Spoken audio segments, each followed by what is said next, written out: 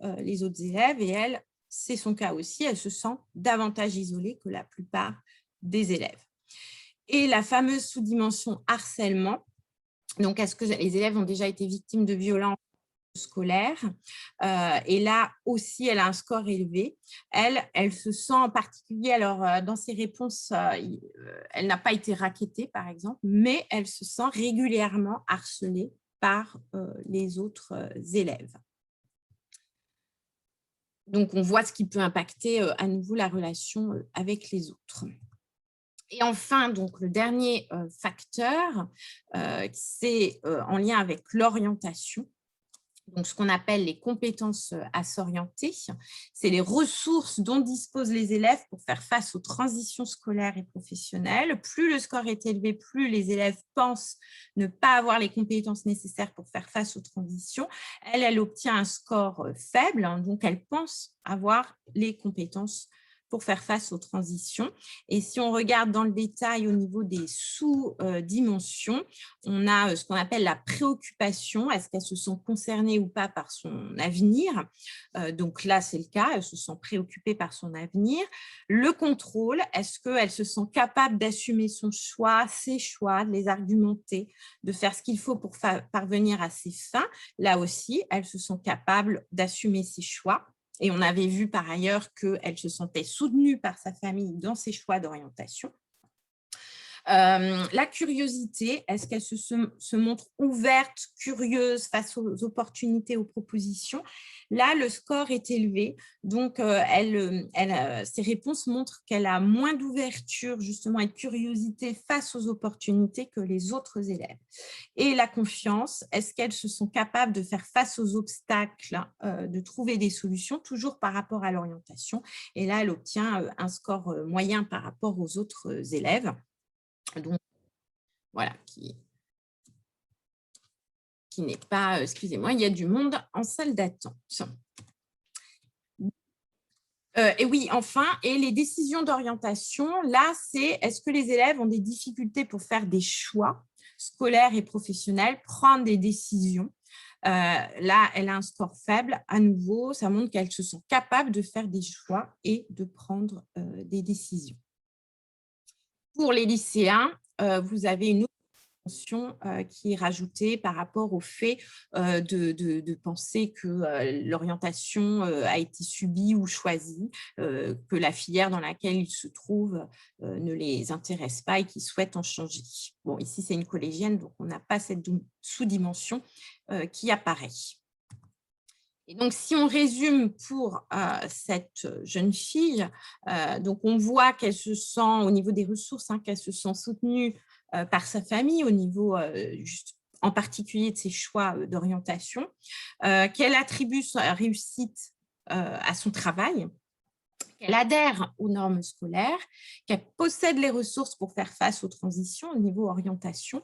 Par contre, on voit que tout ce qui est en lien avec les relations, je dirais ça, relations avec les enseignants, relations avec les autres élèves, pose plus de difficultés chez elle, où on voit un manque de confiance envers les enseignants, l'école de manière générale, puisqu'on avait vu un rapport à l'école confiant qui était très élevé, c'est-à-dire qu'elle manque de confiance envers l'école pour la faire progresser, qu'elle se sent seule, isolée dans sa classe, dans le groupe de la classe, et dans l'établissement de manière générale, elle se sent aussi plutôt seule, isolée, voire harcelée, puisqu'on avait vu qu'il y avait certains items en lien avec le harcèlement qui avaient été cochés, et qu'elle ressent beaucoup d'émotions négatives, de la peur, de l'anxiété, de la culpabilité, notamment par rapport aux résultats scolaires, puisqu'elle se met une forte pression au niveau scolaire. Voilà, donc ça, c'est un exemple pour un élève en particulier. Pour les groupes classes, ça sera un peu différent puisque c'est surtout de voir les résultats de l'élève par rapport à la classe en général et puis de voir les résultats classe par classe.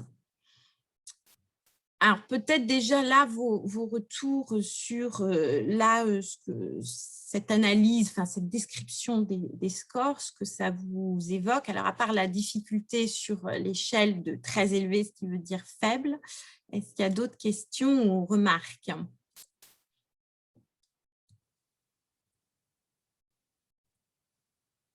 J'en profite pour aller voir pour le téléchargement, si vous avez des questions à ce niveau-là.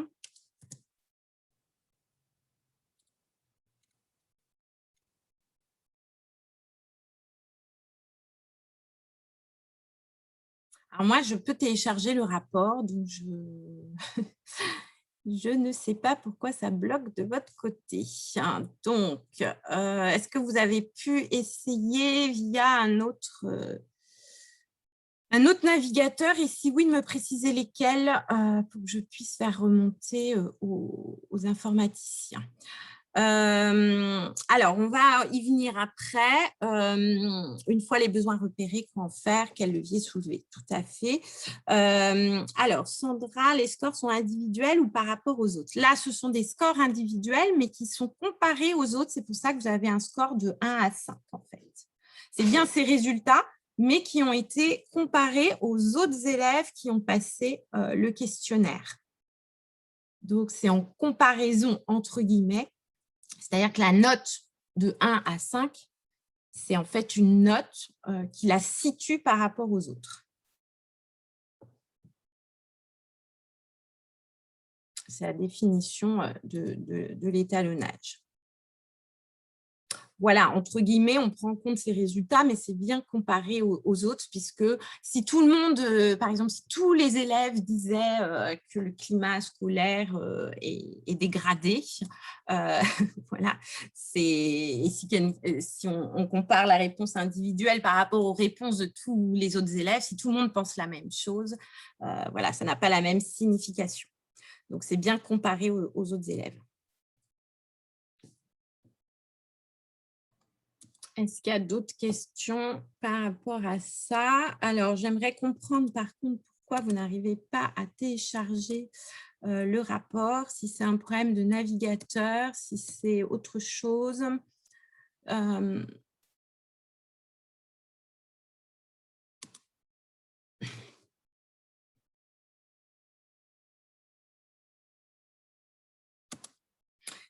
Donc ici, je vous ai, c'est un exemple de ce qui serait en comparant des classes. C'est ce qui va apparaître sur la plateforme pour l'instant. Comme je vous disais, il n'y a pas de passation qui a été faite actuellement au niveau de la classe, mais c'est ce qui apparaîtra. C'est-à-dire qu'on aura les classes qui seront comparées et ce qui permettra de voir s'il y a sur certaines dimensions voilà, des classes pour lesquelles il y a des choses qui apparaissent de manière particulière. Donc ici, par exemple, ont été comparées la classe de 3e et de 4e dans un même établissement et on voit qu'on a une différence sur la relation aux adultes. À nouveau, les 4e ont moins le sentiment d'être soutenus, écoutés par les adultes que les élèves de 3e.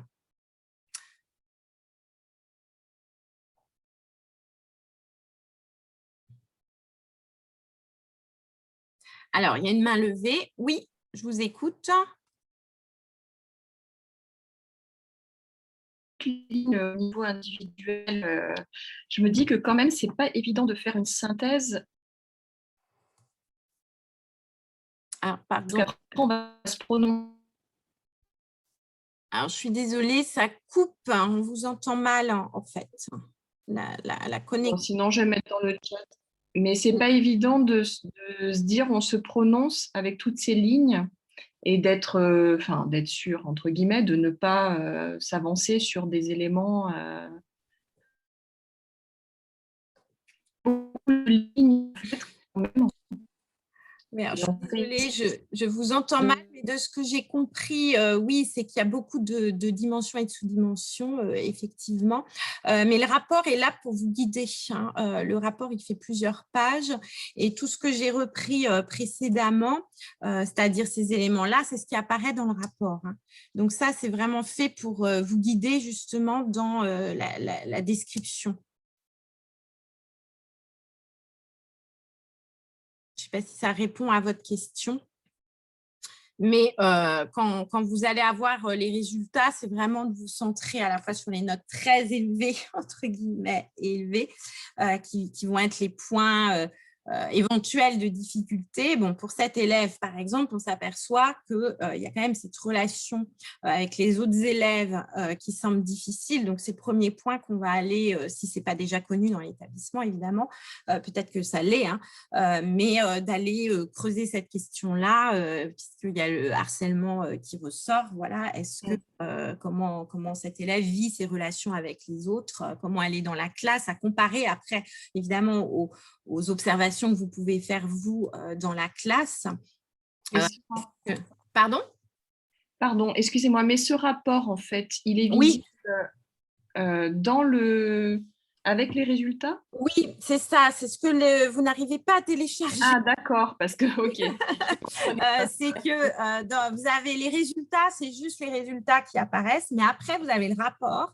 Et dans le rapport, on a décrit tout exprès pour vous guider, en fait, dans la description des résultats. Donc là, ce qui est en bleu, ce que j'ai remis en bleu sur le diaporama, c'est ce qui apparaît dans le rapport directement. Donc, ça vous guide dans l'analyse, entre guillemets. Et excusez-moi, quand nous, on va faire, on aura également ces éléments en bleu ou pas du tout? Oui, c'est ce qui apparaît dans le rapport. Dans nos rapports à nous aussi, on aura ça? Oui, tout à fait. Et pour télécharger le vôtre, c'est peut-être par rapport au choix de l'établissement. Il faut peut-être choisir un établissement spécifique qui est le vôtre, non? Non, normalement, quand vous avez fait la saisie, je vais revenir. Alors, attendez, je vais vous montrer là. Je vais repartager mon écran pour montrer cette fois Internet, puisque moi, je suis sur la plateforme et que ça ne pose pas de souci. J'arrive à télécharger. Donc, c'est pour ça que je voudrais comprendre pour vous ce qui se passe. Donc, je vais aller sur Internet. Mais voilà.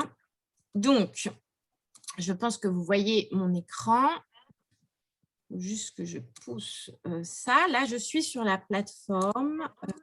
Alors, attendez, est-ce que je n'arrive pas à accéder? J'ai une fenêtre qui apparaît sur Zoom. Donc ici, moi, quand je suis sur la plateforme, vous voyez, j'ai accès, comme vous avez fait une passation, j'ai deux passations qui ont été faites. Donc moi, j'ai fait un test pour voir si tout marchait bien, puis j'ai rentré les résultats d'une élève. C'est un nom fictif aussi. Et donc, je peux appuyer sur rapport à droite ici. Et quand j'appuie sur rapport, j'ai le rapport qui se génère automatiquement. Donc, c'est pour ça que vous, a priori, ça ne marche pas. Et ici, j'ai bien les éléments d'introduction pour comprendre ce que c'est, comment est le questionnaire. On vous explique comment lire les résultats. C'est ce que j'ai mis dans le diaporama. Vous avez exactement, en fait, toutes les copies d'écran que j'ai faites là sur le diaporama, c'est ce que vous avez dans le rapport. Donc, ici, vous avez les éléments graphique et puis après l'explication de chaque dimension avec la note de l'élève. Donc par contre, c'est à vous d'analyser le 4, ce qui veut dire élevé, et de l'avoir en tête, le 5, très élevé. Voilà, mais le rapport fait plusieurs pages, vous voyez, et ce qui vous permet, j'ai repris sur le diaporama exactement les éléments que vous avez dans le rapport. Alors, vous avez changé de navigateur, ça ne fonctionne toujours pas. Donc, ça, c'est un point qui reste mystérieux pour moi, puisque vous voyez que de mon côté, ça fonctionne. Donc, j'aimerais comprendre ce qui se passe. Et je crois qu'il n'y a personne qui a réussi à télécharger le rapport. Hein. Alors, j'ai levé. Madame. Oui, c'est moi qui j'ai fait sur Chrome. Je suis sur Chrome actuellement et j'ai essayé sur Mozilla et effectivement ça fonctionne pas. Et j'ai essayé d'aller sur rapport de résultats, donc sur l'onglet rapport de résultats. Non, là ça marche pas. Oui. Voilà. Mais même en allant sur la fenêtre donc de l'élève, j'ai fait un essai avec un élève, parce que j'ai mon fils qui est en 4e, donc j'ai pris l'exemple de mon fils. Et en fait, ça ne marche pas. Mais il a bien été jusqu'au bout, il a été validé. Ah oui. La fenêtre, etc. Ah oui, j'accède aux résultats sans problème, mais je n'accède pas au rapport. D'accord. Bon, écoutez, je vous remercie. Je vais